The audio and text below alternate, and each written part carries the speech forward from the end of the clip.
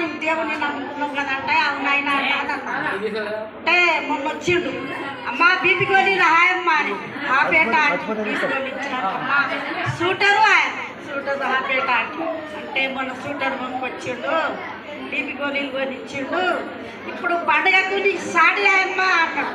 సరే నీకు అన్న జాబ్ వచ్చిందంట మా మనమని గురించి కూడా మీరు ప్రార్థన చేయండి, మా మనమరాని గురించి కూడా ప్రార్థన చేయండి.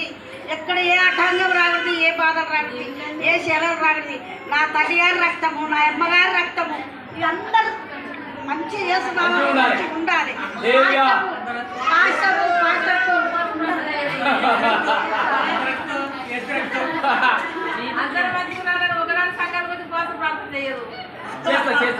దేవుళ్ళు మాత్రం బాగుంది టైం వస్తుంది.